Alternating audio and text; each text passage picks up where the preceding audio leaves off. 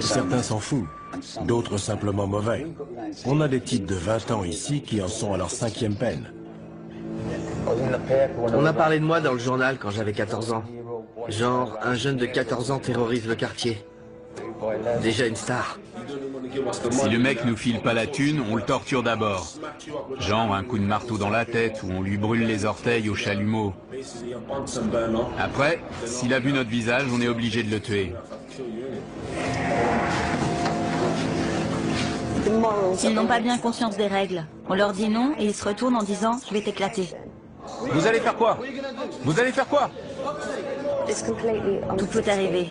On peut être là en train de parler à un détenu et la seconde d'après, il y en a un qui se prend une queue de billard dans la tête. Hein? Vous allez faire quoi?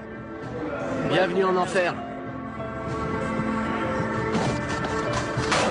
Mettez-le à terre! La prison d'Aylesbury, dans le Buckinghamshire, abrite les criminels parmi les plus dangereux de Grande-Bretagne. Ouf ça.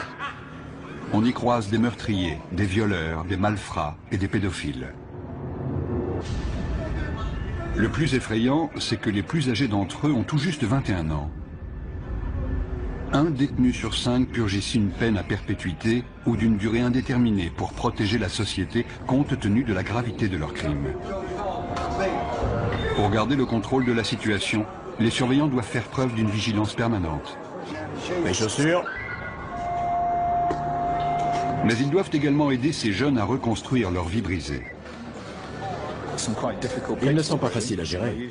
La plupart purgent de longues peines pour des crimes assez sérieux. Il faut tout reprendre à zéro. C'est difficile. On leur a appris qu'ils pouvaient faire tout ce qu'ils voulaient. Après s'être attirés des ennuis et s'être retrouvés devant la justice, ils atterrissent ici et on essaie de corriger ce que leur famille ou leurs amis leur ont enseigné. Certains nous poseront toujours des problèmes.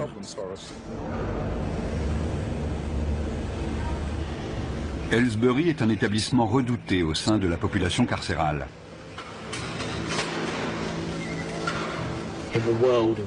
Chez les détenus, la légende veut que Aylesbury soit la pire prison du monde. Quand vous arrivez, vous êtes accueilli par 5 matons baraqués, armés de matraques, et on vous assomme à la descente du bus.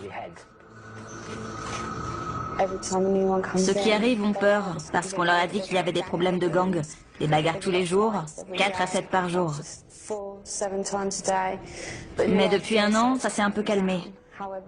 En revanche, quand un incident éclate, c'est généralement très sérieux. Ils utilisent des armes, des queues de billard, des armes artisanales, dans la gorge, dans la poitrine, sur le front. Il n'y a pas de règle. Et c'est rarement 1 contre 1. C'est plutôt 6 contre 1. Si le personnel n'intervenait pas, il pourrait y avoir des morts. Caspian Hogg est le dernier arrivé. Il a 18 ans. Après avoir été incarcéré dans un établissement pour mineurs, il a été envoyé ici en raison de problèmes disciplinaires. Asseyez-vous ici. Combien de fois avez-vous été incarcéré? 4 ou 5 fois. Ok. Quelle peine cette fois? 4 ans. 4 ans, d'accord. Avez-vous déjà pris de la drogue, de l'alcool ou autre produit assimilé? Ouais. Ok. Quoi précisément? Juste de la coke, du cannabis. Juste de la coke? Ouais. D'accord. Vous serez suivi par mademoiselle Morgan. Il y a des gangs dans votre quartier? Ouais. Vous faites partie de quel gang? Stratford Longside. D'accord. Vous avez des gangs rivaux? Ouais, les farafils d'FMD. FMD? Ouais. Qu'est-ce qui vous oppose? C'est juste un gang rival avec qui on se frite en prison. En prison? Ouais, en prison. Donc c'est un gang de prison? Ouais. On est coincé toute la journée dans une cellule. On n'a rien à faire. Donc quand une baston éclate, c'est génial. Ça fait de l'animation. Ça fait passer la journée plus vite quand il se passe un truc. Dans le feu de l'action, on se bat pour survivre. Tu les défonces, ou alors c'est toi qui te fais défoncer. Moi, je me lâche. Si t'y restes, t'y restes. C'est comme ça.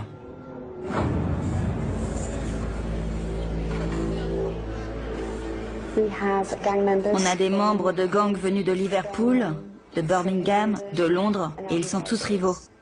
Certains viennent de milieux où ils n'ont connu que la violence. C'est déjà ouvert? Oui, c'est déjà ouvert. Les radiateurs devraient être éteints ce soir. Je sais, il fait un peu chaud. Je peux poser mes affaires de douche? C'est un nouveau lieu, un nouvel environnement. Les 24 premières heures sont les plus explosives. On s'assure qu'ils ont tout ce qu'il leur faut et qu'ils sont bien installés pour leur première nuit. Les rivalités entre gangs entraînent d'inévitables règlements de compte. Les nouveaux venus sont particulièrement vulnérables, car ils n'ont pas encore de repères et doivent faire leurs preuves. Dès qu'un incident survient, une alarme est déclenchée.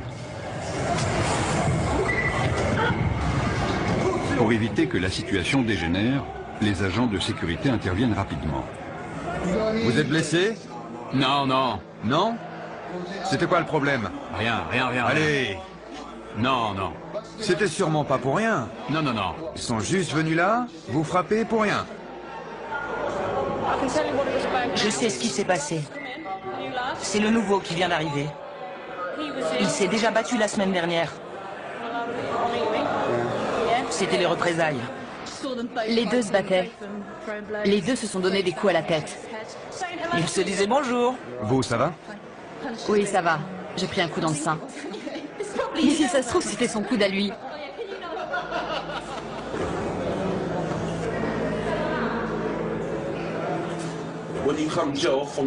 Quand on vient de la rue et qu'on arrive en prison, c'est encore plus violent que dans la rue, parce que tous les mecs de la rue sont réunis au même endroit. C'est pire. J'ai grandi au milieu de la violence et j'aimais pas vraiment ça, mais en maison de redressement, on voit beaucoup de violence, alors on s'habitue. Et puis on finit même par aimer ça. Si je te connais, si je sais avec quel gang tu traînes, dès que je te vois, je t'éclate. Et si je sais que t'as planté un de mes potes, je te fais la même chose. Donc vous surveillez constamment les nouvelles arrivées dans votre bâtiment. Ouais. Ils en ont mis dans l'LC, juste à côté. Si je les croise, je les défonce direct. C'est clair. Le quotidien en prison, c'est pas la joie. Vous pouvez être le mec le plus balèze avec la plus grosse réputation, il faut quand même surveiller vos arrières. On est tout le temps parano, tu vois.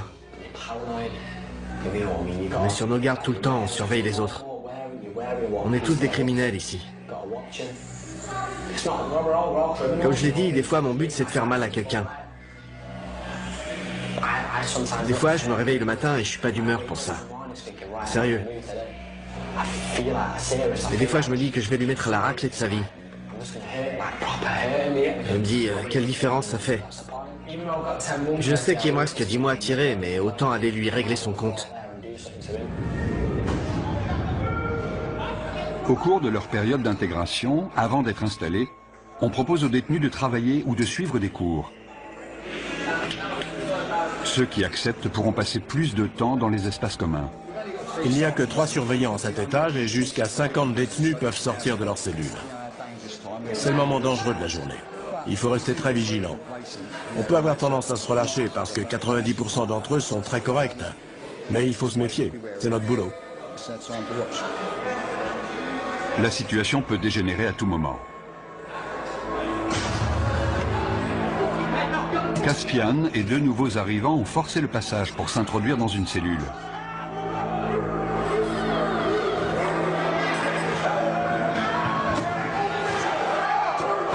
Ils sont armés, ils sont 4.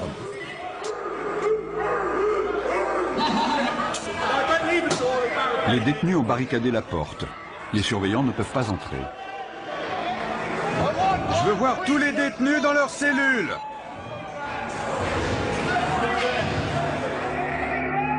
Le directeur de la prison est informé que 3 nouveaux arrivants ont pris un détenu en otage dans l'aile C. Apparemment, il y aurait 4 détenus dans la cellule. Dont un otage. Ils sont 4, dont un otage. On va envoyer des négociateurs devant la porte pour tenter d'établir un dialogue et on avisera.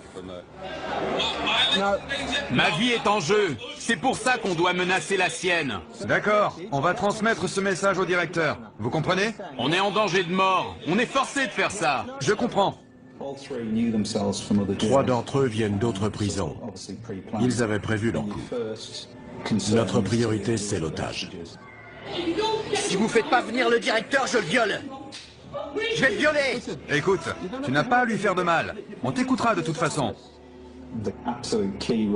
Le négociateur joue un rôle clé car il analyse la situation pour nous. Si nous sentons que la vie d'un détenu est en danger, il est clair que les négociations sont terminées et qu'on doit intervenir. L'otage doit avoir conscience que le personnel est présent et jauge la situation car ils disent tous « je vais le tuer ». Mais est-ce qu'ils veulent vraiment le faire? J'aime pas cette prison, c'est tout. Je l'aime pas. T'es pas le seul. Mon problème, c'est que j'ai beaucoup de prisonniers qui ne sont pas heureux d'être ici. Si on commence à parler de transfert maintenant, j'aurai une autre prise d'otage dès cet après-midi, car certains vont se dire « Oh, il suffit de prendre un type en otage pour se faire transférer. » Je vais lui trancher le cou et le vider de son sang. Il a menacé de le violer et de lui trancher la gorge. Non, le cou. De lui trancher le cou. Je vais vous dire. Écoutez-moi. Vous me prenez pas au sérieux? Si, croyez-moi. Nous prenons ça très au sérieux. Une cellule de crise a été mise en place par le directeur de la prison pour gérer l'incident. La décision a été prise de faire appel à des agents des forces de l'ordre spécialement entraînés pour agir dans ce type de situation. L'otage avait un t-shirt noué autour du cou, il était assis sur le lit, ils sont armés d'un couteau en plastique et de morceaux de verre. Ils ne veulent pas être ici. Ils ne se sentent pas en sécurité. Ils veulent retourner plus au nord, vers Liverpool ou Manchester. Il y en a un qui est arrivé hier, un autre il y a 9 jours. Ils viennent tous du même coin. Ils se sentent menacés par les gars de Londres. Et ils en ont assez. L'équipe d'intervention de la prison se prépare à intervenir au cas où la situation dégénérerait. La prise d'otage dure depuis 2 heures. Jason Harper passe le relais à un autre négociateur qui va poursuivre la discussion avec les preneurs d'otages. Écoutez-moi, d'accord? Je ne vais pas vous mentir. Je vous ai dit tout ce que je savais. La température de 40 degrés n'arrange pas la situation. Il s'est effondré au sol. L'otage a perdu conscience. Tournez-le sur le côté. Tournez-le sur le côté et mettez-lui la tête en arrière pour qu'il puisse respirer. Oui, voilà, sur le côté. Darren, c'est Andy. Julie vient de me dire que l'otage avait perdu connaissance. Il est allongé au sol, elle leur a expliqué la position latérale de sécurité. Le directeur est mis au courant de la situation. Il ordonne le déploiement de son équipe d'intervention pour porter secours à la victime. Vous m'avez dit que vous vouliez sortir. J'attends qu'on me dise comment ça va se passer. Ensuite, la situation va se débloquer. Au bout de 3 heures, les preneurs d'otages acceptent de se rendre calmement. Où il est? Je veux le voir. L'otage, il sort en premier? Non, il sort en dernier. Comment tu t'appelles? Caspian. Les mains sur la tête. Sors calmement, par ici. Caspian Hogg, l'initiateur de cette prise d'otage, est conduit vers le quartier disciplinaire. Le détenu qui est arrivé hier venait déjà du quartier disciplinaire de son précédent établissement. Il est connu pour des faits de violence, d'agression de personnel, de port d'armes, de barricades. Il a tout fait. Il vient du nord du pays. Il a beaucoup d'influence sur les autres et il s'en est servi. Mais on est formé pour ces situations, donc ça va aller. On va descendre au quartier disciplinaire pour une fouille intégrale. Je suis le responsable, donc j'y participerai. Chacun sera tenu à l'isolement en attendant qu'une punition soit décidée. Nous sommes responsables des détenus les plus problématiques de l'établissement. S'ils enfreignent les règles ou s'ils présentent un risque pour les autres ou pour l'établissement, ils sont envoyés au quartier disciplinaire pour une période donnée. Notre priorité, c'est de calmer les prisonniers énervés et de leur faire entendre raison. Il faut aussi qu'on soit attentif à tout comportement potentiellement violent. Hé, Caspin! T'as réussi? J'y suis presque, mon pote. Presque. Beaucoup m'ont dit qu'ils avaient essayé de travailler et d'être de bons citoyens, et qu'ils avaient trouvé ça trop difficile. Mais ils sont très jeunes, vous savez. Les détenus seront punis pour les dommages qu'ils sont en train de commettre. Je suis resté trop sage. J'étais stressé. Il me fallait un truc à faire. J'ai saisi ma chance. En plus, j'étais pas tout seul. Le gamin qu'on a pris en otage, c'est le seul de toute l'aile que j'aime pas. Alors je me suis dit que j'allais me le faire. Mais on lui a pas fait mal, on lui a rien fait. Ils m'ont frappé au visage et dans les côtes, en me traînant avec eux. Ensuite, l'un d'eux m'a attrapé par derrière et m'a fait asseoir sur le lit. Il me tenait comme s'il voulait me briser la nuque. Les deux autres frappaient la porte avec des boules de billard dans des chaussettes. Ils ont cassé ma télé et ils m'ont mis des bouts de verre sous la gorge.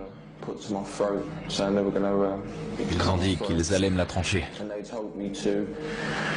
Ensuite, ils m'ont dit de me déshabiller complètement et ils ont dit qu'ils allaient me violer. Qu'est-ce qui s'est passé? Rien. Rien. Ils disent qu'on a pris un mec en otage et qu'on l'a agressé dans sa propre cellule. Ils ont appelé la police et on est à l'isolement pour l'instant. Vous dites que vous ne l'avez pas pris en otage? Non, on a juste barricadé la porte, c'est tout. J'ai toutes ces pensées qui ont défilé dans ma tête. Je ne savais pas si j'allais en sortir vivant. Je connaissais pas ces mecs. C'était le truc le plus flippant de ma vie. Pourquoi vous avez fait ça? Franchement, j'ai pas eu de visite depuis 6 mois, depuis qu'ils m'ont mis ici. J'essaie de retourner dans le Nord. Il n'y a que des mecs de Londres ici, je veux retourner chez moi. C'est pas ma prison, je veux être dans une prison de chez moi. Je suis tombé dans les pommes. Je me souviens juste qu'ils étaient en panique. Ils croyaient qu'ils m'avaient tué.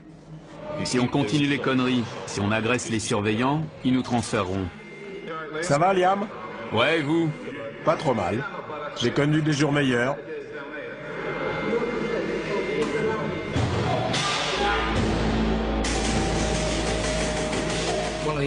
Un des détenus a inondé sa cellule. Il est armé.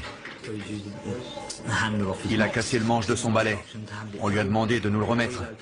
On va le déplacer dans une cellule où il n'y a pas d'eau. C'est trop court. Il doit lui en rester. Le détenu a jeté les morceaux de manche à balai dont il se servait comme arme. C'est trop court. Pourquoi vous avez gardé ce morceau, hein? Je vous avais dit de tout jeter. Reste sur le côté. Déverrouille la porte et je la pousserai. Reculez vers nous. Doucement.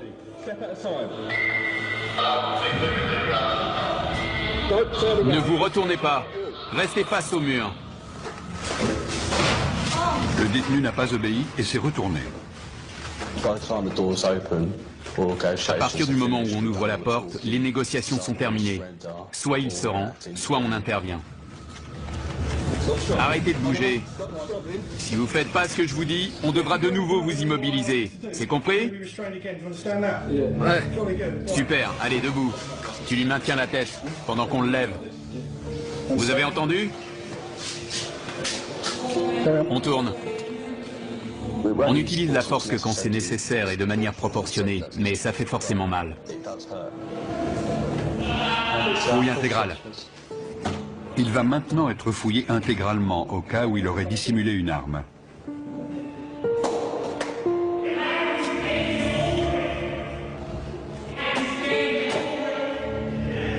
Retournez-vous. Bande d'enflures. Vous avez des réclamations à faire sur la façon dont on vous a traité? Non, non, ça va. Non? D'accord. Je vais vous demander de réfléchir aux conséquences de vos actes.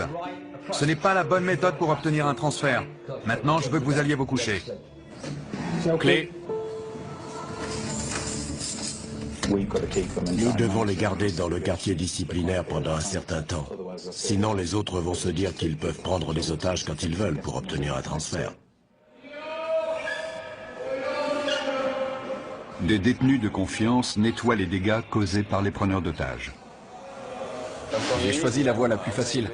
J'essaye de rendre cette peine la moins désagréable possible. On a le choix. Si tu fais le con, tu te retrouves à l'isolement tout seul sans télé, ça craint.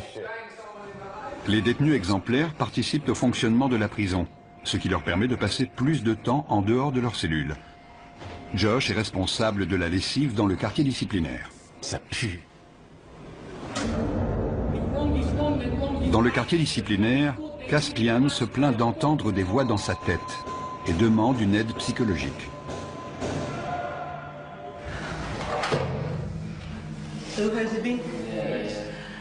Je dois déterminer si vous êtes du genre manipulateur. Manipulateur? Si vous aimez titiller les gens et les énerver pour prendre l'avantage. Non, sérieux. Je risque de vous poser des questions qui vont vous énerver. Ouais. Vous avez le droit d'être en colère. Ce que vous n'avez pas le droit de faire, c'est être violent. Mais je suis un type violent, madame. Regardez mon dossier.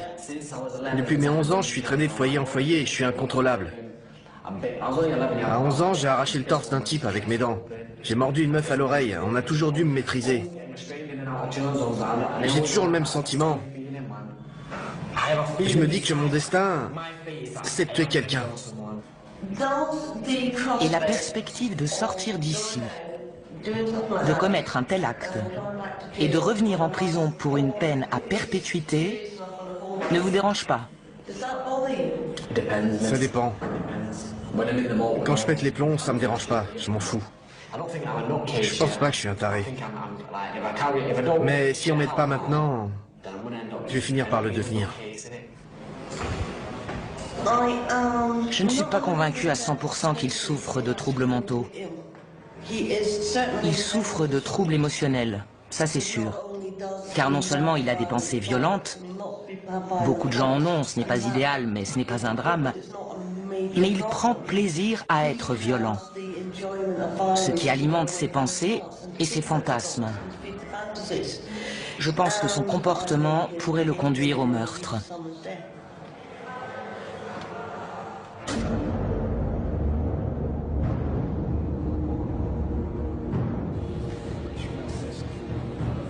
Liam Brennan, l'un des 3 preneurs d'otages présumés, a demandé un rendez-vous avec son avocat pour préparer sa défense. On voulait juste le choper dans sa cellule et fermer la porte. Mon rôle n'est pas de minimiser le délit, mais d'essayer de comprendre pourquoi et comment c'est arrivé, et quelle a été ton implication. Tu ne peux pas dire, c'est pas moi, j'ai rien fait. Ça, il te croira jamais.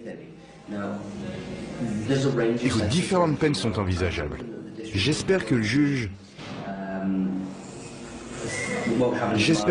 optera pour des jours supplémentaires. J'ai pas le droit à l'erreur. J'avais pas parlé à ma femme et à mon gosse depuis 1 an. Elle m'a recontacté il y a quelques jours et je lui ai dit que je sortirais le 11 décembre.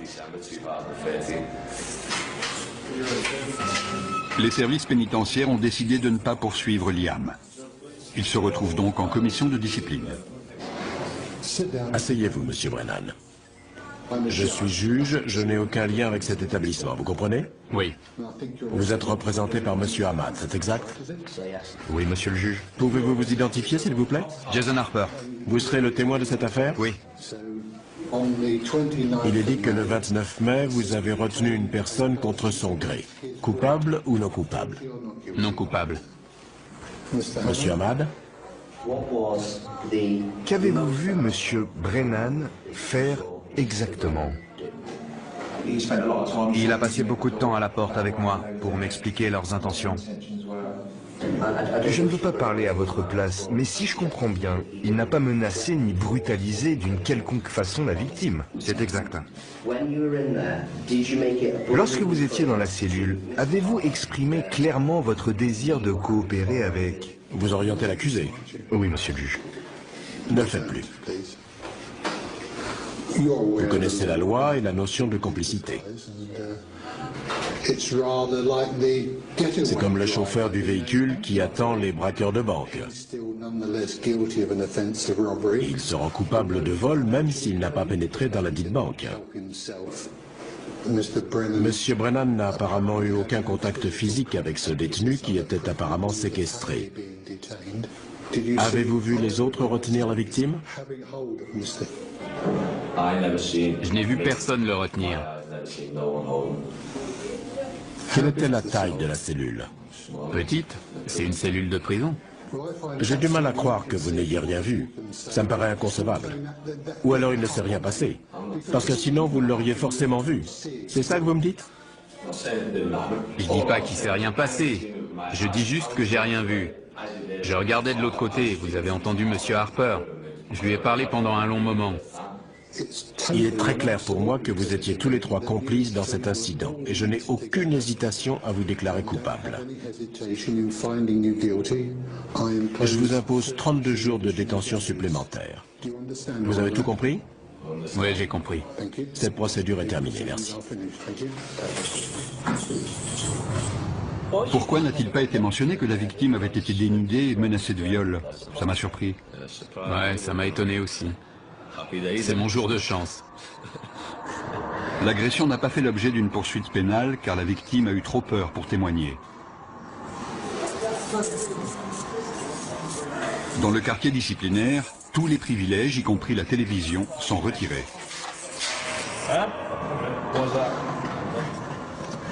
Brennan refuse de retourner dans sa cellule, à moins qu'on lui apporte une télévision pour qu'il puisse suivre le match de foot Angleterre-Ukraine.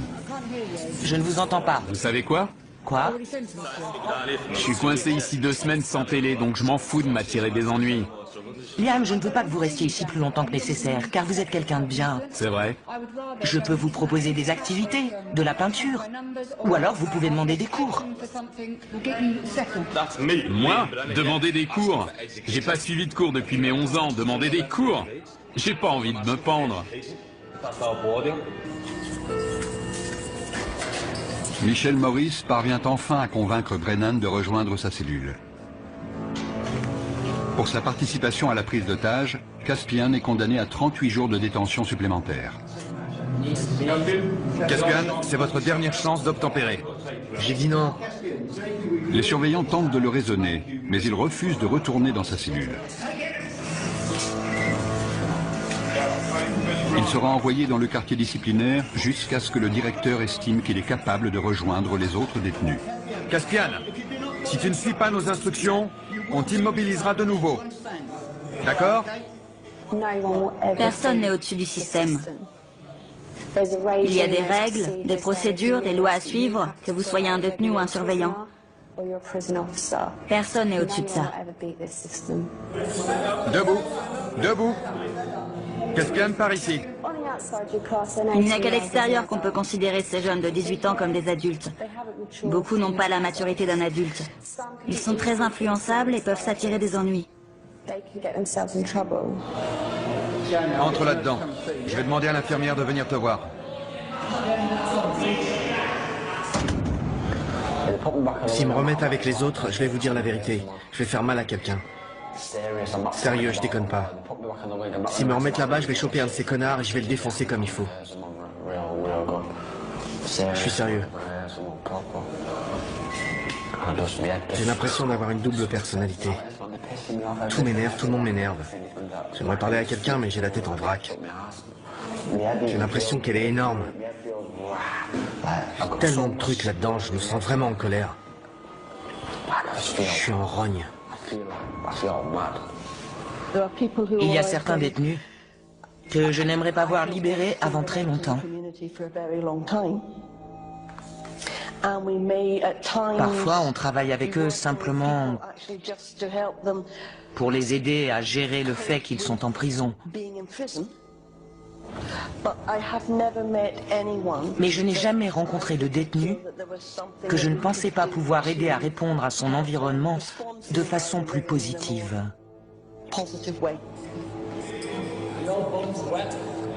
L'état mental de Caspian Hogg continue d'être surveillé. De quel autre traitement pensez-vous avoir besoin? Est-ce que vous pensez que je peux faire autre chose pour vous aider? Non, rien.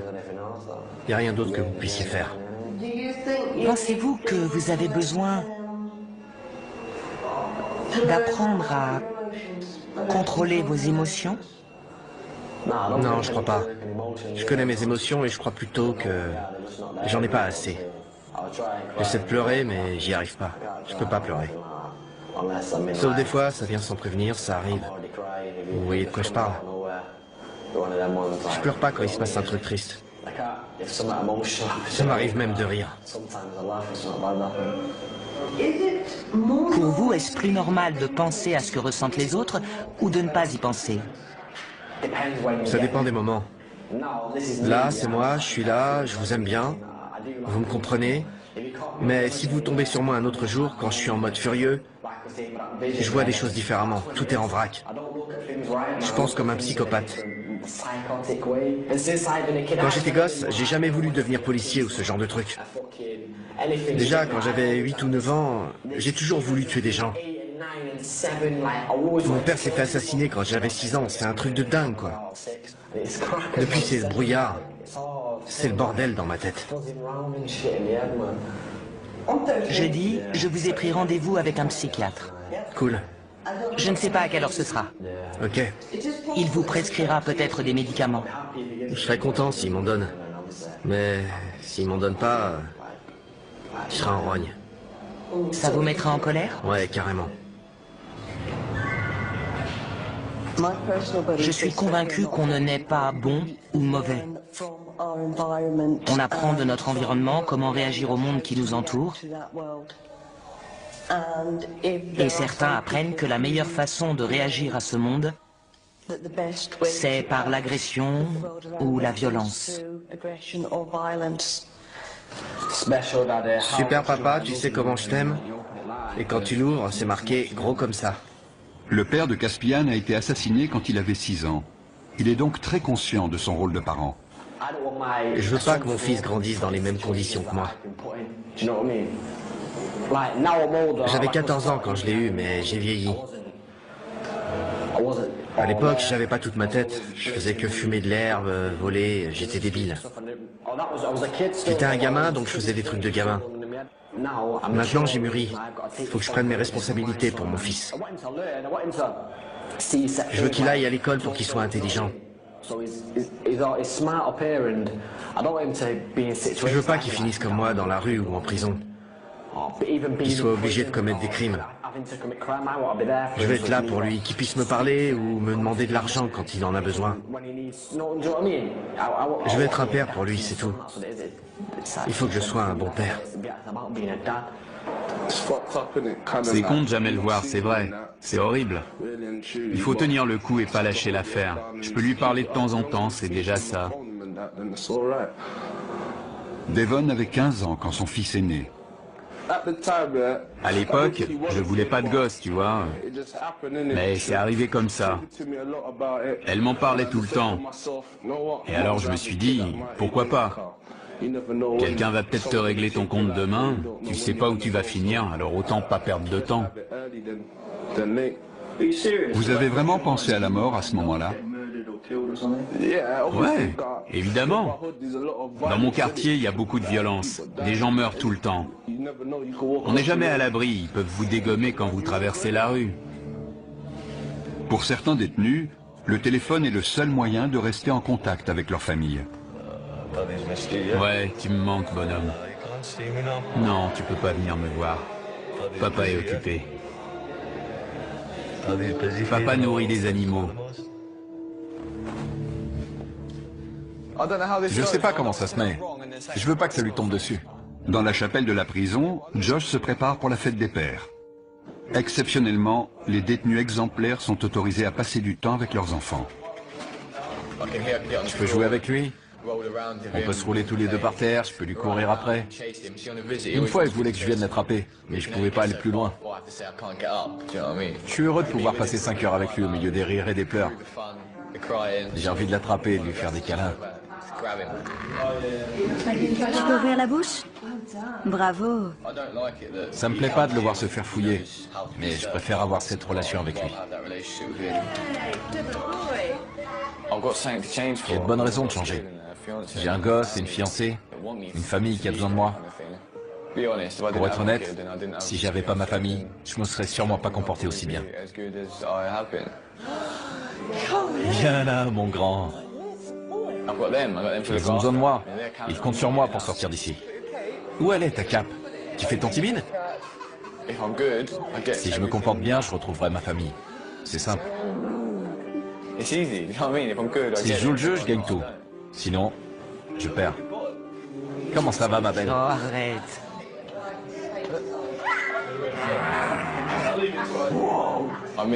J'ai manqué ses premiers pas, ses premiers mots. La première fois qu'il a tapé dans un ballon.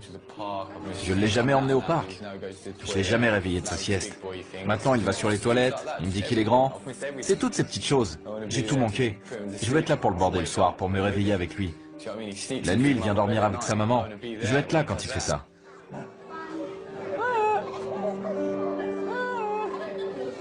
Messieurs, dames, s'il vous plaît, vous pouvez vous dire au revoir? Tout va bien. Quand j'ai su que j'allais en prison, je pensais qu'elle allait m'oublier. J'avais 18 ans.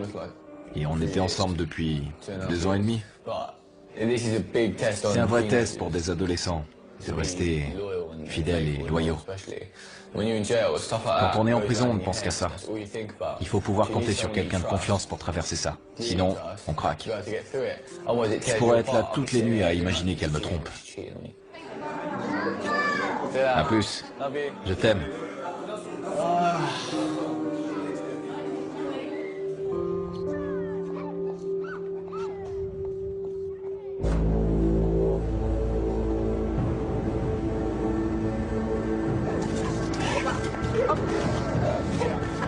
Des chiens de détection arrivent à Aylesbury pour y rechercher de la drogue ou des objets de contrebande.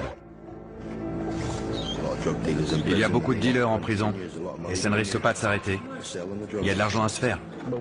Les téléphones portables sont aussi un problème sérieux. C'est pour ça que les chiens sont capables de les trouver. Ils peuvent être utilisés pour planifier des évasions ou tout autre type d'événement. On fouille des cellules tous les jours. Et tous les jours, on trouve des choses. Sortez de votre cellule. Quand ils voient les chiens, certains se précipitent pour cacher leur matériel. On demande aux détenus de sortir de leur cellule pour que les chiens puissent travailler tranquillement. C'est n'importe quoi, il va renifler partout. Comment savez-vous qu'il a trouvé quelque chose? Il s'immobilise et pose son nez sur l'endroit concerné. Si c'est hors d'atteinte, il reste assis et regarde dans la direction de l'objet.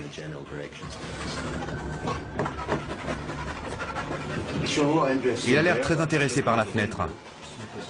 Je vérifie s'il n'y a rien à l'extérieur. Il a peut-être senti une odeur de joint qui venait de la rue. Il reste concentré sur la zone autour de la fenêtre et du lit. J'étais en train de pioncer et ils amènent un chien dans ma cellule pour renifler partout. C'est n'importe quoi. Notre équipe fouille la cellule pour essayer de trouver ce que le chien a senti. Il semblait concentré sur une zone en particulier, donc c'est là qu'on fouille en premier. J'espère qu'on va trouver quelque chose. Les chiens poursuivent leur inspection des cellules. Ça sent dès qu'on ouvre. Il a fumé dans sa cellule, c'est sûr. Le chien va nous dire si la drogue est encore là. Oui, ça sent. Il y a de la drogue et des téléphones partout dans la prison. Avant, tout le monde planquait ça dans le meuble de l'évier en retirant les vis avec un coupe-ongle ou un truc dans le genre. Je vous en dirai pas plus. Avec un téléphone, on peut appeler qui on veut, envoyer des textos, parler à sa chérie le soir, vous voyez ce que je veux dire. On peut dire ce qu'on veut, gérer ses affaires, son fric, tout ça. Vous avez déjà eu un téléphone ici? Ouais, mais c'est trop de pression. On devient parano. Ils finiront toujours par le trouver. La première fois, on est là, ouais, ils ne le trouveront jamais. On se croit le plus fort, et puis ils finissent par en trouver un chez un mec, et là, tu peux être sûr qu'ils vont le faire parler. La semaine d'après, boum, un autre passe à table. On n'est jamais tranquille parce qu'ils savent tout ce qui se passe ici. Ils cachent parfois leurs affaires au fond de leur poubelle. Ils croient qu'on va pas les fouiller parce que c'est dégoûtant. Des cartes SIM, des téléphones, il y a tout. On a toujours un cran de retard parce que dès qu'on trouve quelque chose, ils cherchent une autre cachette. Une antenne cassée, ça peut servir d'arme. Il en a plus besoin, on l'apprend. Ils aiment regarder des images, évidemment. Je veux pas savoir ce qu'il fait avec ça.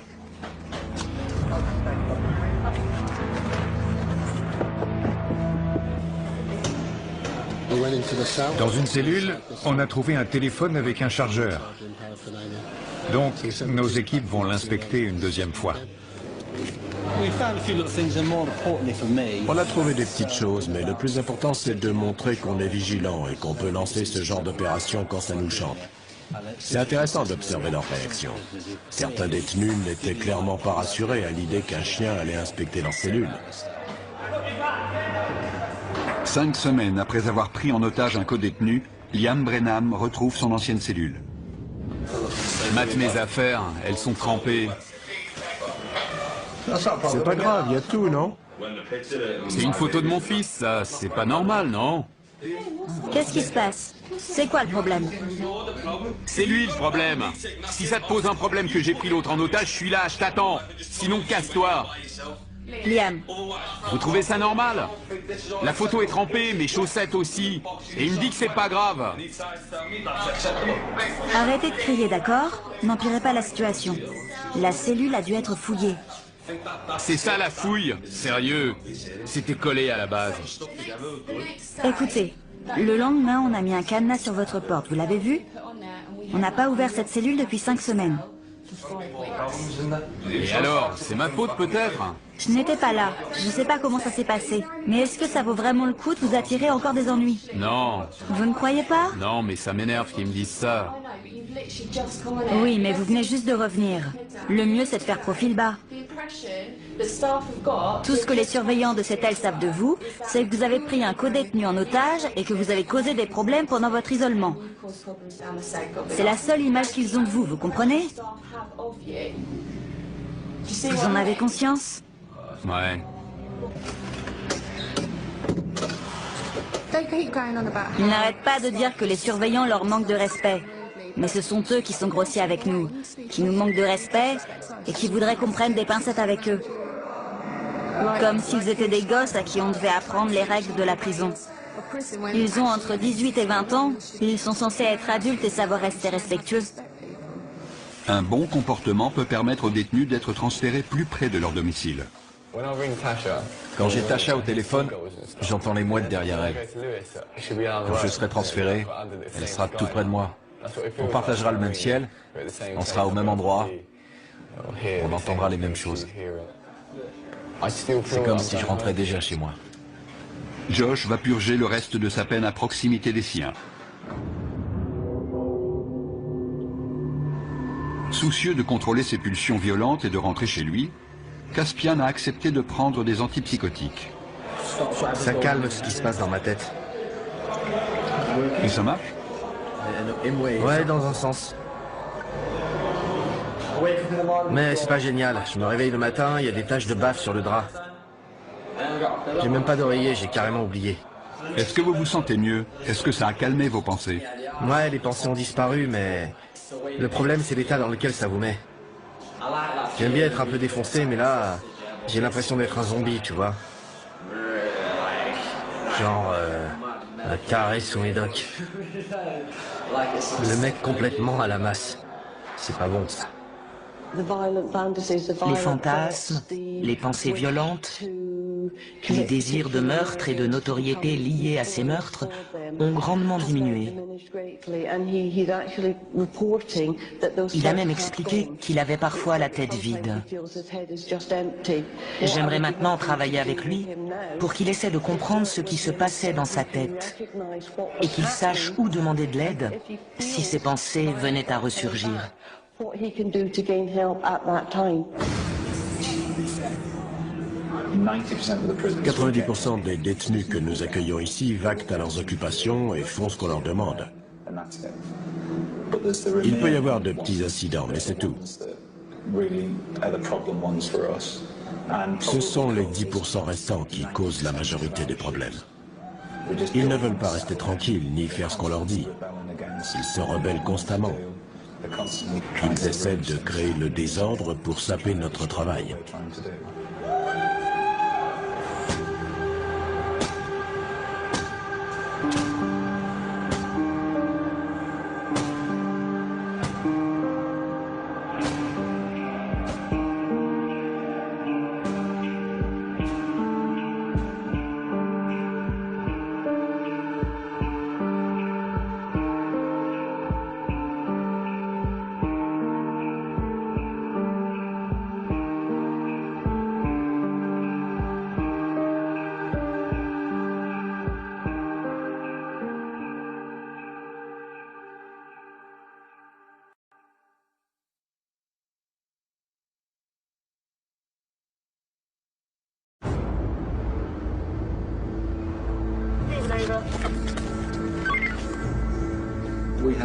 Certains de ces jeunes ont commis des crimes si atroces qu'ils ne sortiront probablement jamais.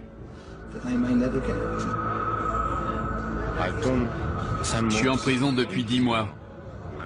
Il me reste 27 ans et 2 mois à tirer. Il n'y a plus grand-chose qui me choque. Dès qu'on leur dit non, ils piquent une crise. Ils se retournent, ils vous disent « je vais t'éclater la tronche ». Je te jure, dès que je te vois, je te tranche la gorge. Je te jure. Tu le tiens? Si vous mettez un chien en cage, il risque pas d'aller mieux. On peut pas enfermer quelqu'un en espérant qu'il va changer en quelques jours, ni même en quelques années. Ça marche pas comme ça, il faut éduquer, c'est ça la réhabilitation. Bienvenue en enfer.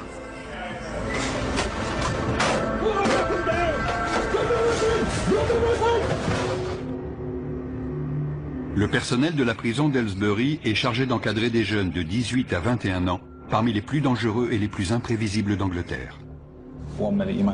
Parfois, on doit pénétrer en force dans une cellule pour désarmer un détenu. Parfois, on doit annoncer une terrible nouvelle à l'une des familles. Et puis, il y a tout le reste. En tant que surveillant, on se retrouve piégé dans ce petit monde où les principes et la morale sont remis en cause. Les gros criminels, ceux qui ont commis des crimes atroces et qui se montrent violents en prison, ce sont eux qui inspirent le respect aux autres détenus. Une fois qu'ils ont établi leur réputation, ils sèment la pagaille et perturbent le bon fonctionnement de l'établissement. Beaucoup sont violents, et le fait de les mettre en prison n'y change rien. Ils ont été élevés comme ça, ou bien ils ont choisi d'adopter cette attitude vis-à-vis des autres. C'est un environnement qui peut être très intimidant parfois. Plusieurs membres du personnel ont été agressés ces dernières semaines. On recule! Ce détenu vient d'agresser un surveillant après avoir refusé d'obéir à un ordre. Vous pouvez vous lever. L'agresseur est conduit directement au quartier disciplinaire. Qui effectue la fouille? Si tu n'obéis pas, je vais leur demander de t'attacher et on t'enlèvera tes vêtements nous-mêmes. Le détenu refuse de retirer ses vêtements qui pourraient contenir des traces d'ADN prouvant l'agression. Ils n'obtempèrent pas toujours. Il y en a qui étaient des chefs de bande à l'extérieur et on doit leur dire « Non, cette prison, c'est comme une mini-société. » Ferme-la, mec. Ferme-la. Qu'est-ce que je vous ai dit sur votre attitude? Ah ouais, je suis censé faire quoi? Dire oui, monsieur? On ne vit pas dans une utopie. On ne peut pas soigner tous les maux. On essaie simplement d'apprendre à ces jeunes à se comporter de façon correcte avec les autres. De leur montrer que l'abus verbal ou physique n'est pas tolérable. Quand un collègue se fait agresser violemment et qu'il est blessé, on le prend personnellement, parce que même si on travaille dans des départements différents, on forme une équipe. Quand on voit son collègue en sang, d'instinct on aurait envie d'aller vers lui. Mais on est là pour s'occuper des détenus. Une fois que le détenu est immobilisé, c'est un peu gênant de devoir dire « Appelez une ambulance pour tel collègue, je dois rester avec le détenu ». En tant qu'infirmière, on a presque l'impression de ne pas accomplir son devoir. Les surveillants sont autorisés à utiliser la force de façon proportionnée en cas d'agression. En 2012, 35 membres du personnel de la prison d'Aylesbury ont été agressés. 16 ont dû se rendre à l'hôpital. Je me suis battu avec des surveillants plein de fois. À Chelmsford, Bedford, à Woodhall. J'ai été expulsé de toutes ces prisons et on m'a envoyé ici. Je me suis attiré des ennuis en arrivant. J'ai merdé. Tout allait bien. Tout allait bien. Je faisais de la boxe et tout. Et puis j'ai merdé. J'ai perdu ma licence. J'aurai plus jamais le droit de boxer. Jamais. Je sais pas ce que je vais faire en sortant. Certaines agressions sont vraiment terribles.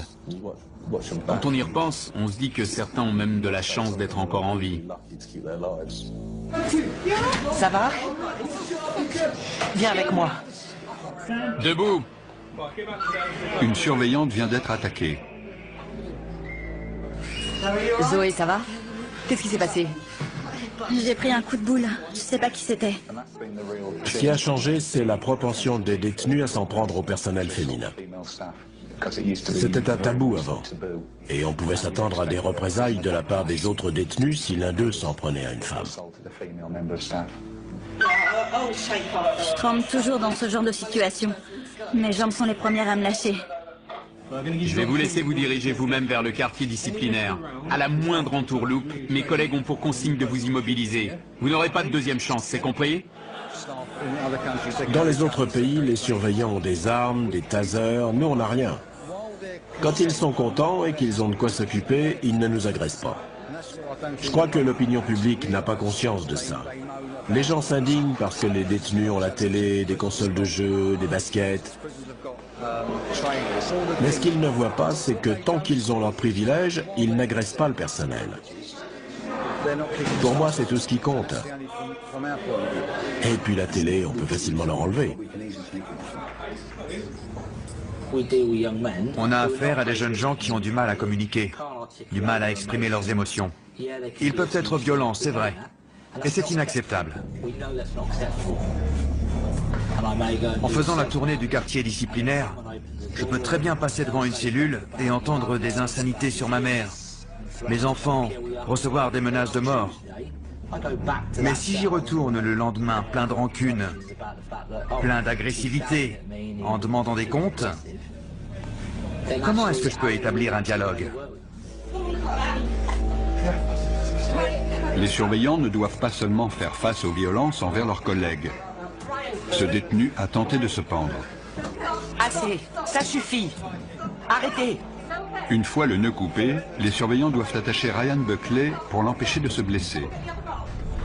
Mettez-le à terre. Aujourd'hui, notre rôle de surveillant consiste principalement à nous occuper de ces jeunes.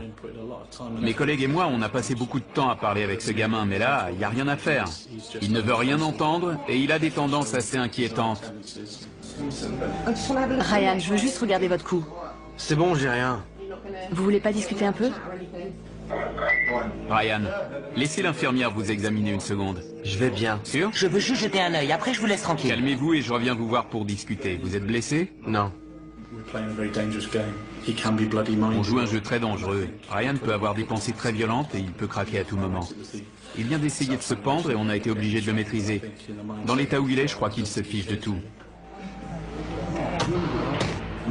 Ryan sort dans 12 mois et je suis inquiet pour lui. Il faut qu'on l'aide à traverser cette période difficile. Il est sous surveillance 24 heures sur 24, mais je ne sais pas si c'est la solution. Les détenus considérés comme suicidaires sont surveillés de près. Quand je le vois pleurer comme ça, mon instinct maternel prend le dessus. Je me dis qu'il aurait simplement besoin qu'on le prenne dans ses bras et qu'on lui dise que ça va aller. Il a sûrement une mère. Vous voulez bien me parler, Ryan? Suite à sa tentative de suicide, les surveillants ont à cœur d'empêcher toute récidive de Ryan.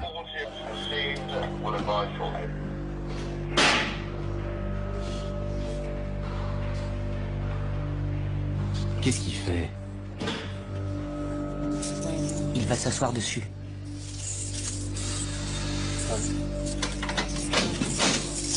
Qu'est-ce que vous fabriquez? Ryan, vous voulez bien descendre, s'il vous plaît? Ne tombez pas, je vais avoir la commission de sécurité sur le dos.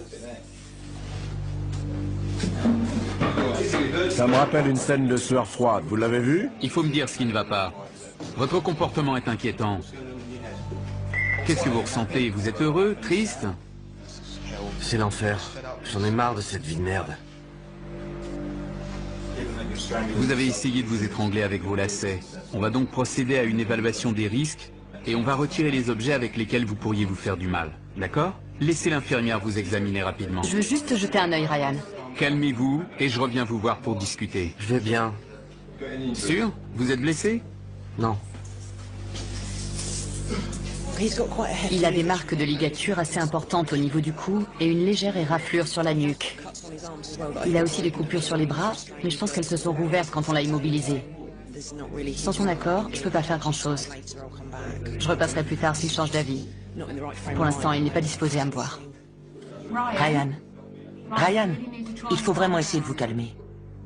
On essaie de l'aider et on intervient quand il essaie de s'étrangler, mais il est décidé à se tuer. Il est enclin à l'automutilation. Le personnel est déjà intervenu 7 fois ce matin. On a trouvé toutes sortes d'instruments, des morceaux de briquet, de stylos. Il avait plusieurs lames de rasoir sur lui ce week-end. On l'avait fouillé et on a quand même trouvé des lames de rasoir plus tard. Il se coupe avec tout ce qu'il peut trouver. La cellule de Ryan est fouillée pour en éliminer tout objet avec lequel il pourrait se blesser. Je remplace ses draps par des draps indéchirables. Pour qu'il ne puisse pas se pendre avec. Sortez tout. Je ne veux plus rien voir dans sa cellule. Il a retiré la petite partie métallique qu'on trouve sur les briquets et l'a cassée pour obtenir un bord tranchant. Il utilise ça pour se taillader. Je lui retire son savon parce qu'il essaie de le manger. Il déroule ça complètement pour cacher les lames de rasoir à l'intérieur. Donc on le prend aussi. Je vais lui en donner un nouveau.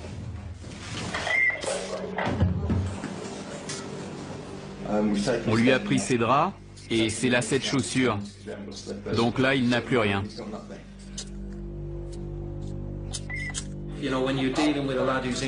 Quand on a affaire à un jeune perturbé, il faut rester très vigilant vis-à-vis du risque de suicide.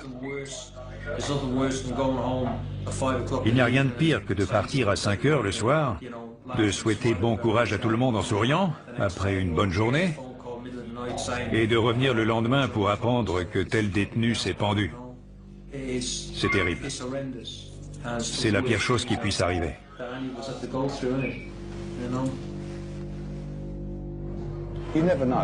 On ne peut jamais prévoir ce qui va se passer, et on voit des choses assez horribles. J'ai dû détacher une vingtaine de détenus qui essayaient de se pendre. Pour l'un d'eux, c'était trop tard. Il faut apprendre à encaisser. Il faut encaisser et oublier vite. Sinon, ça vous torture l'esprit, et vous ne pouvez plus venir travailler. Ça peut vous rendre fou.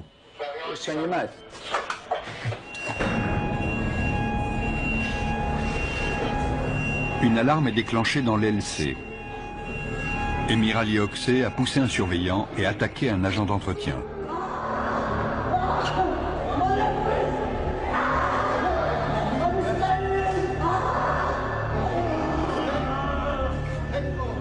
Il faut qu'il se calme. S'il continue comme ça, il ne sortira jamais de prison.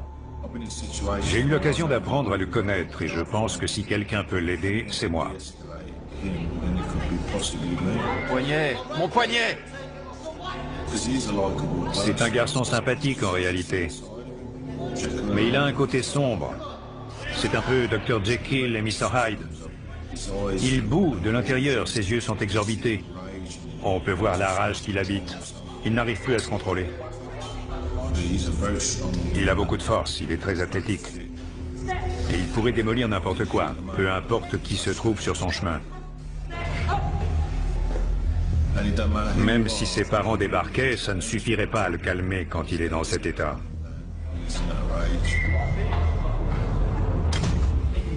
Liz Magnus, la psychologue de la prison, vient prendre de ses nouvelles. Vous voulez discuter? Je ne peux pas ouvrir pour le moment. Le surveillant est au téléphone. Je reviendrai vous voir lundi. Non, pardon, je voulais dire vendredi. Vous allez rester tranquille? Faudrait être cinglé pour pousser 2 surveillants et aller attaquer un mec pour rien.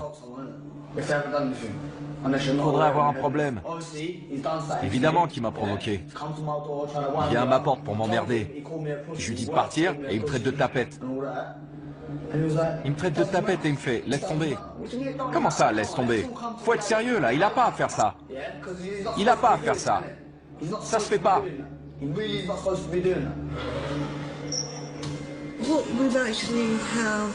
Le comportement d'Emir Ali ne fait qu'empirer.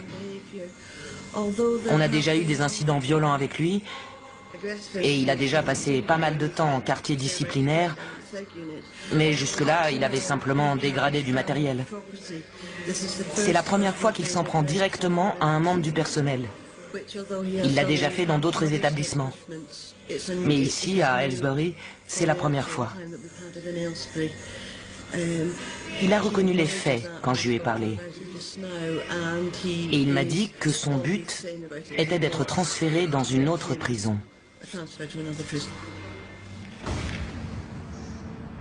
Il voudrait sortir d'ici. Le problème, c'est qu'il est très instable. C'est un élément perturbateur. Il lui arrive d'agresser le personnel ou bien d'autres détenus. Il vient encore d'agresser un agent d'entretien. Et nous sommes obligés d'ajouter ça à son dossier pour notre communication avec les autres établissements. Ça risque d'être difficile de le transférer. 8 établissements avaient déjà été contactés. Et ce matin, un 9e a refusé. Vous vous rendez compte? Ça fait 9 prisons qui veulent pas me prendre. Personne ne veut de vous? Écoutez, je préfère être direct. Ils nous disent pourquoi on le prendrait. Il a l'air intenable. Il y a un fusible dans votre petite tête qui saute un peu trop rapidement. Et il faut absolument que vous changiez ça. Ouais. Allez, à plus tard. Oxey, encore 1 minute et je t'envoie à la douche.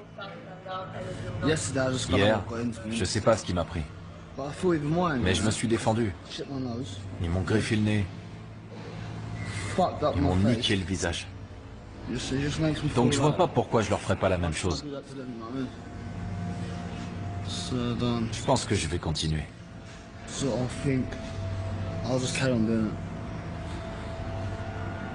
Je vais continuer comme ça. Je vais pas leur faciliter la tâche. C'est tout.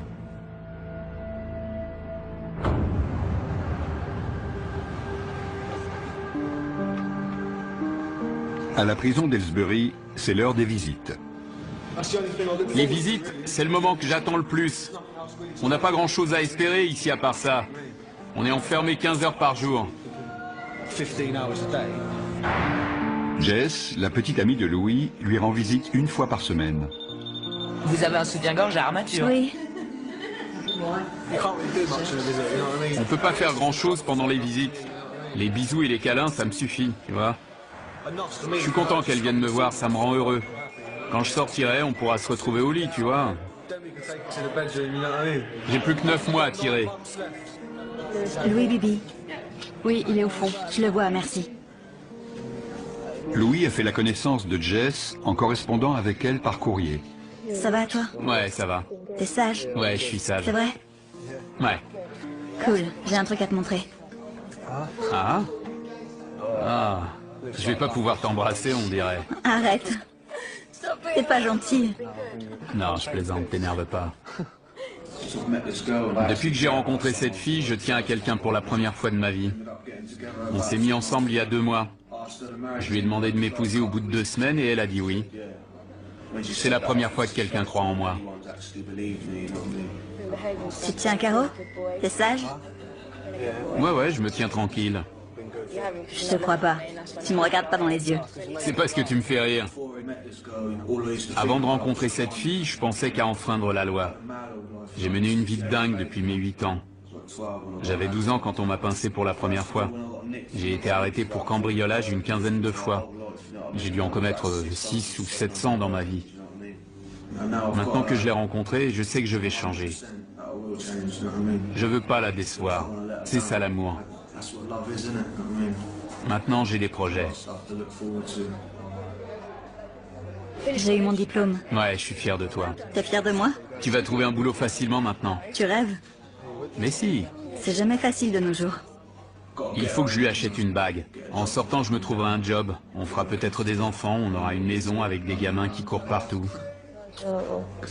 On se voit mercredi ou jeudi? Faut savoir. Mercredi si tu peux. Sinon jeudi. Ok, j'y vais. Je t'aime. Moi je t'aime plus. Au revoir. Ça vous suffit? Non. 1 fois par semaine, c'est jamais suffisant. Quand elle m'embrasse, ça me fait des frissons partout.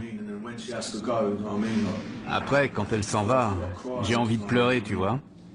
Je pleure souvent dans ma cellule. Je pleure comme un bébé. Les gens disent qu'après avoir pleuré, on est censé se sentir mieux, mais ça, c'est des conneries. Moi, je suis toujours déprimé. Ça le fait pas trop de dire que son petit copain est en prison. Mais on choisit pas de qui on tombe amoureuse. C'est comme ça. Je crois pas que je sois un méchant. J'ai fait des petites conneries, mais être méchant, c'est quand tu poignardes quelqu'un. Moi, j'ai volé des voitures, ce genre de truc. C'est rien, ça. Franchement, c'est rien comparé à ce qu'ont fait certains. J'aime pas les gentils garçons. J'en ai connu un, mais à force, ils sont trop gentils. Il faut qu'ils aient un côté sombre. Ils ne sont pas ensemble depuis très longtemps. Et toute son attention est concentrée sur cette jeune fille. Elle est toute sa vie. Il nous a déjà expliqué qu'il voulait l'épouser en sortant. Il faut qu'on reste vigilant. C'est une situation délicate. Elle est jeune, elle est dehors, elle peut rencontrer quelqu'un d'autre. Prison ou pas, les relations amoureuses peuvent prendre fin. Et là, ça serait un cataclysme, vu la façon dont il se comporte vis-à-vis d'elle. Si je l'avais pas, j'aurais pas de raison de vivre. Mais heureusement, elle est là et j'ai une motivation. Ça plaît pas à mon père. Ma mère a dit qu'elle lui laisserait une chance quand il sortira.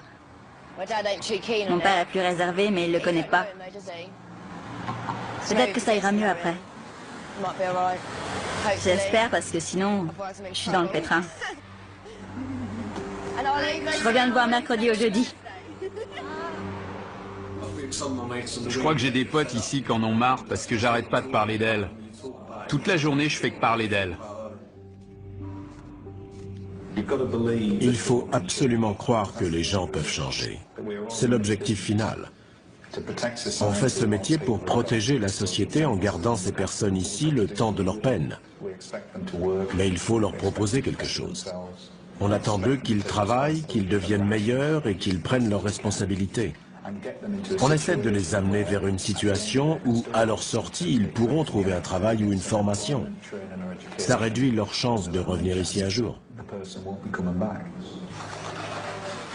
Ici, les détenus peuvent suivre une formation de cuisine. La nourriture est délicieuse. Une tortilla pour Steve, pas trop grosse. Ils sont très gentils, très polis. Ils servent très bien. Ils deviennent bien plus mûrs qu'en restant dans leur cellule. Eh Buckley, t'as postulé pour la cantine? Malgré sa tendance à l'automutilation, Ryan a été autorisé à tenter sa chance en cuisine. Ouais, je me sens beaucoup mieux maintenant que j'ai ce boulot. Je commence en bas de l'échelle, mais ça me gêne pas. Ça m'occupe. En cuisine, il y a plein d'instruments que les détenus suicidaires peuvent cacher sur eux pour les ramener dans leurs cellules. Il faut que je sois très vigilant et que je le suive de près pour qu'il n'ait pas l'occasion de prendre quoi que ce soit. Mais si on le traite bien, il devrait répondre de manière positive. On lui donne l'opportunité de faire le bon choix. En 2 semaines, il a rempli tous les objectifs que je lui avais fixés, ce qui lui a permis de décrocher le meilleur job de la cuisine, plongeur. Tu nettoies tous les plateaux, je vais te chercher les autres si tu veux. Ok. C'est cool en prison quand on est entouré de gens qui nous aident. On peut suivre des cours et passer des diplômes de cuisine. Quand on sort et qu'on se retrouve dans la société, là, il y a beaucoup moins de gens pour nous aider. Je veux pas retourner au foyer. Il y a des mecs qui se droguent là-bas. Même avec un boulot, j'ai plus de chances de replonger et de retourner en prison. Je peux toujours dire non, mais c'est dur quand on est mal entouré. C'est comme ici, si on traîne avec les mauvais mecs, on finit par s'attirer des embrouilles et on se retrouve à l'isolement. Quand on donne un peu plus de responsabilité à ces jeunes, ils s'épanouissent. Je pense que c'est bon pour lui. Il a l'air d'aller bien, il fait son boulot. On lui a confié une nouvelle tâche, ça a l'air de lui convenir. On verra comment ça se passe. La plupart des tâches internes sont effectuées par des détenus, y compris la lessive. J'ai enfin décroché un boulot. Ça faisait 2 mois que j'étais sans emploi et que je tournais en rond. Maintenant que je peux sortir de ma cellule, les journées passent beaucoup plus vite. Il me reste un peu moins d'1 an à tirer. Alors je vais rester tranquille et penser à ce qui m'attend quand je sortirai. Avant, je cambriolais des maisons, c'est tout ce que je faisais. J'ai jamais été à la fac, tu vois, donc... j'ai jamais vraiment bossé. What kind of positive can rise from a tragedy? If this is what a negative can do, feels like my neck is in a noose from my ties to Her Majesty. Trying to stay alive with no strategy, just trying to survive for my sanity. Heard bash and stunt your bro, but then like a pussy's already the pride of my anatomy. Tu peux normaliser cette piste? Les détenus dotés d'un talent musical ont l'opportunité de s'exprimer. Je rappais déjà avant d'être en prison, mais je prenais pas vraiment ça au sérieux. J'étais capable de balancer 2 ou 3 rimes, mais c'est tout. Je faisais pas ça sérieusement. Je sais pas si c'est ma situation qui m'a fait changer d'état d'esprit, mais mon rap a changé depuis que je suis ici. Je prends ça beaucoup plus au sérieux. Je sais pas ce que je ferais si j'avais pas cet échappatoire. Ça me permet de tenir.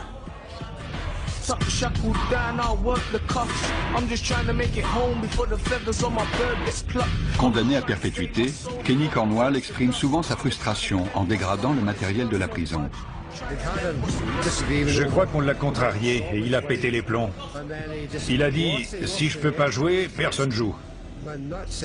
Et il a arraché le tapis de la table de billard. Les autres ne vont pas être contents, ils n'ont plus rien à faire, c'est affreux. Les 2 tables sont hors d'usage. Et on n'a rien pour remplacer. On avait 2 tables pour l'aile principale et on n'en a plus. Qu'est-ce qui s'est passé? Vous avez cassé quelque chose? Quel débile. Il a les jetons, alors il a dégradé les tables pour partir à l'isolement, ce con. C'était juste pour ça. Les autres ne vont pas être très contents d'apprendre ce qu'il a fait. Il n'est plus en sécurité ici, je ne peux pas le laisser se balader. On va l'envoyer au quartier disciplinaire, c'est ce qu'il voulait.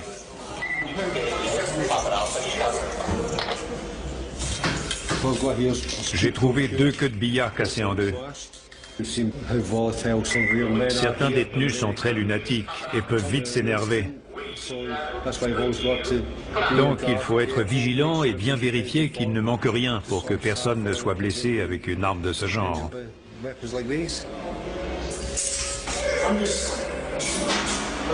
Je suis à 2 doigts d'exploser un autre détenu. Et à chaque fois que j'arrive à me retenir, c'est comme si on m'imposait une autre épreuve. Kenny, écoutez-moi. On ne règle rien de cette façon. Il faut que vous vous mettiez ça dans la tête. Dans la vie, il y a des tas de gens qui m'agacent, mais je ne vais pas pour autant dégrader du matériel. C'est ça ou je démolis la gueule de quelqu'un. Et ça sera encore pire. J'aurai encore plus de problèmes. C'est pas la seule alternative quand même. À chaque fois, ces incidents viennent s'ajouter à votre peine. Vous repartez à zéro.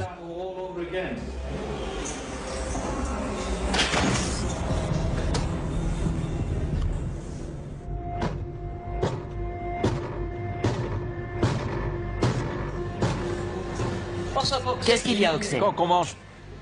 Dans 10 minutes. C'est pour ça que vous tapez dans la porte? Vous vous foutez de nous. J'ai envie d'exploser la gueule de quelqu'un. Pour qu'il sache qu'on déconne pas avec moi. Emirali Oxley est de retour dans l'LC après un séjour au quartier disciplinaire pour avoir détruit sa cellule. Malheureusement, il a l'habitude de tout casser quand il n'obtient pas ce qu'il veut. On essaie de gérer ça comme on peut. On essaie de le raisonner et de lui expliquer que ce n'est pas la bonne méthode. J'essaie de rester positive, mais je pense qu'il va recommencer et retourner à l'isolement. Il reste dans ce cercle vicieux, parce qu'il n'a pas envie d'être à Aylesbury. C'est un détenu difficile. Et pour être honnête, je ne pense pas que cet environnement l'aide beaucoup. C'est une prison pour jeunes délinquants, et la plupart sont immatures. Je peux entrer ? Emirali Oxley est contrarié car il est toujours puni et n'a pas retrouvé tous ses privilèges. La psychologue Liz Magnus essaie de le calmer. Je veux sortir d'ici. Depuis quand vous êtes revenu? Aujourd'hui. Qu'est-ce qui ne va pas? Ils m'ont mis ici sans télé, sans pouvoir sortir, sans club, sans rien. Je veux retourner à l'isolement. Ça fait aucune différence de toute façon. Dans combien de temps vous retrouverez vos privilèges? 7 jours. 7 jours? Vous pouvez bien tenir 7 jours, non? Non. Ça rime à quoi de me remettre ici mais dans les mêmes conditions qu'en bas, hein? Ça sert à quoi? C'est pour le contact humain. Avec qui? Avec qui? C'est qui ces gens? Qui ils sont pour moi? Vous croyez qu'ils m'intéressent? Je suis arrivé en prison tout seul et je sortirai tout seul. Je veux connaître personne ici, je m'en fous. Je veux juste sortir. Je veux une clope. Je peux avoir une clope? Des feuilles à rouler? Ça, j'en sais rien. Allez demander aux surveillants. Laissez-moi juste fumer une clope que je puisse me calmer. Ils veulent même pas me filer une clope, sérieux, ça veut dire quoi? Ils veulent que je pète un câble? Ils veulent que je fasse une connerie, je le sais. Ils me provoquent. Vous croyez sincèrement ce que vous dites? Je veux juste une clope. Pourquoi c'est si dur d'avoir une clope? Attendez, je vais voir. On peut lui donner une cigarette? Je suis pas un distributeur, hein. Il va falloir que je fasse une plus grosse connerie pour qu'il piche que j'ai pas envie d'être là.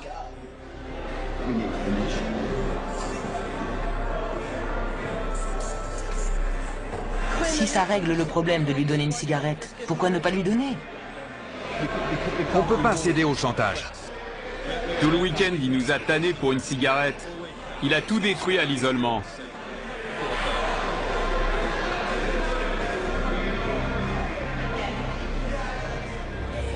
Emirali se met alors à asperger le sol de gel douche par-dessous sa porte. Tes antécédents prouvent que tu peux devenir incontrôlable.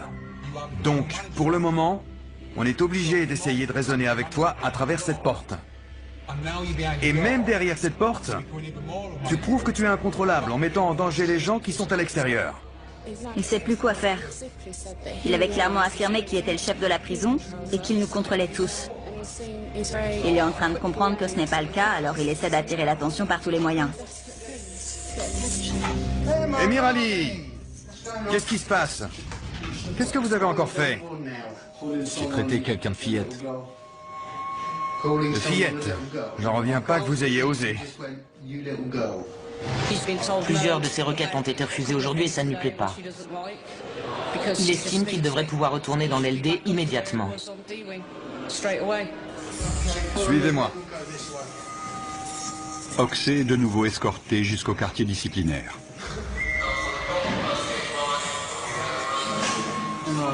Emirali, comment ça va? Vous avez encore eu des problèmes? Ouais. Il refuse désormais de s'alimenter. Toutes les machines ont besoin de carburant pour fonctionner. Surtout les modèles de sport très performants. Pourquoi vous ne mangez pas? J'ai pas envie. J'ai pas envie de manger. Vous ne savez pas? J'ai pas envie. Est-ce une façon de protester? Donc vous n'avez pas faim? Ouais, voilà, j'ai pas envie de manger. On va essayer de le faire manger. On lui a parlé et il semble que c'est une forme de protestation, mais on verra comment ça évolue. Je le connais. Il aime manger et il fait beaucoup d'exercices, donc il a besoin de force. J'espère que d'ici 3 jours, ça sera passé. Si je mange pas, ils seront obligés de me transférer. C'est simple. C'est le seul moyen. C'est jamais une façon efficace de se faire entendre. L'établissement ne cède pas. Sinon, tout le monde se mettrait à faire des grèves de la faim. Émir Ali, enlevez ça que je puisse entrer. Émir Ali continue ses provocations. Il a détérioré sa cellule et bouché ses toilettes. Dans 3 ans, vous vous voyez où? Toujours ici. Toujours ici. D'accord. Comment décririez-vous la prison? C'est de la merde. Quelle est la chose que vous avez pour vous en ce moment? Quel est votre point fort dans la vie? Ce que vous avez pour vous, c'est que vous êtes jeune. Vous pouvez encore changer. Vous pouvez sortir d'ici. Vous aurez quoi? 23 ans en sortant? Imaginons que vous viviez jusqu'à 70 ans. Ça vous laisse encore 43 ans, soit en prison, soit dehors. C'est vous qui avez décidé de venir ici. Et c'est à vous de décider si vous voulez sortir. Je suis un emmerdeur, hein. C'est vrai. Vous aimez votre mère? Ah ouais, évidemment. La prochaine fois que vous verrez votre mère, demandez-lui à quoi elle pense le soir en se couchant et le matin en se levant. La réponse, ce sera vous. Combien de vos anciens potes sont passés voir votre mère pour lui demander si elle avait besoin de quelque chose? Aucun. Donc moi, si j'étais vous, en sortant d'ici, dans 3 ans, quand je croiserai mes potes dans la rue, je leur dirais d'aller se faire foutre. On peut réhabiliter certains détenus. On sait que certains ne reviendront pas ici. Malheureusement, la majorité d'entre eux vont revenir. Ils ont grandi dans des quartiers pauvres. Ils n'ont aucune éducation. Ils n'ont pas de travail. Quand ils sortent, il n'y a pas de travail pour eux. Il n'y a pas de boulot pour des jeunes gens sans éducation et encore moins pour ceux qui sortent de prison et qui n'ont rien fait pendant 3 ou 4 ans. Moins de 36 heures après avoir entamé sa grève de la faim, Émir Ali change d'avis. Pain blanc ou pain complet? Blanc.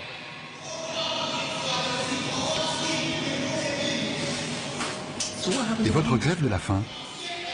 J'y arrive pas. J'ai trop faim. Combien de temps vous avez tenu? 1 jour et demi. Vous êtes plus gourmand que moi. Je mange plus que vous, ça c'est sûr.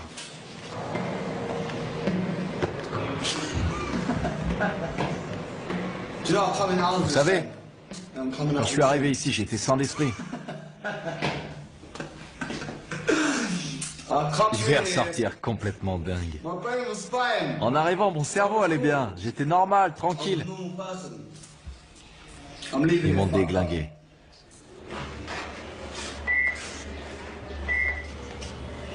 Ryan Buckley n'a pas pu assumer son nouveau travail en cuisine. Il a de nouveau des tendances suicidaires. Il m'a dit, je n'en peux plus. Je vous dis au revoir. Et il m'a demandé de préparer ses funérailles. C'est terrible. Un jeune homme d'à peine 21 ans qui a toute la vie devant lui et qui a si peur. Il a si peur. Il a peur de la vie et des épreuves qui l'attendent à sa sortie. Il nous a dit qu'il avait plusieurs milliers de livres de dettes envers des dealers de l'Essex. Je pense qu'il retombera dans l'héros dès qu'il sortira. Il a arrêté la méthadone beaucoup trop tôt. Je lui ai posé la question directement et il a été très honnête. Il a dit qu'il replongerait. Pour l'instant, il est à la recherche de tout objet qui lui permettrait de se faire du mal. Qu'est-ce qu'il a ramassé? Il ramasse juste des cailloux par terre. Pour s'automutiler? Oui. Des morceaux de plastique, le coin d'un tube de dentifrice, n'importe quoi. Pauvre garçon, il est vraiment désespéré. Ce matin, il m'a dit au revoir. Il m'a dit qu'on ne se reverrait pas. Je suis triste pour lui parce qu'il s'en sortait plutôt bien. Il a établi de bonnes relations avec les membres du personnel. Et il avait réussi à se faire engager à la cantine. Il avait l'air assez heureux. Et quand il est heureux, on l'est aussi. Notre boulot est plus facile. Le voir revenu à la case départ, c'est triste. On ne veut pas le voir rechuter comme ça. Il retombe dans un cercle vicieux. Elle est partie chercher une infirmière? Malgré une surveillance rapprochée, Ryan a réussi à trouver de quoi se blesser. Ryan, qu'est-ce que vous faites avec le savon? Rien. Ryan. Ryan, donnez-moi le savon. Je sais que vous n'avez pas besoin de moi, mais je vais rester là quand même. Vous le savez sûrement déjà, mais manger du savon, ça ne fera que vous rendre malade.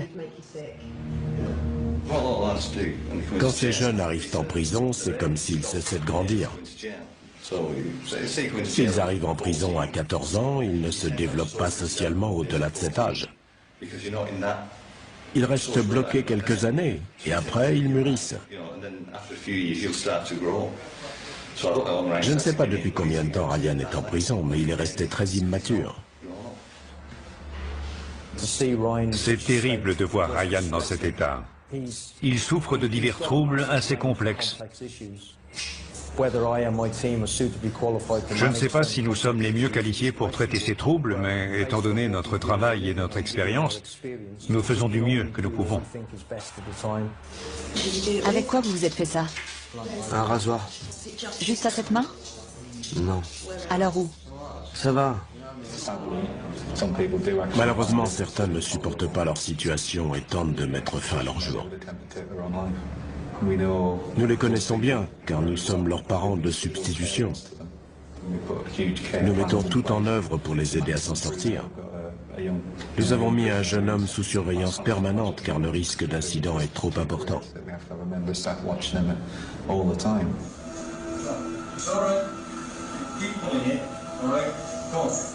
Une fois ses blessures soignées, Ryan Buckley tente à nouveau de se pendre.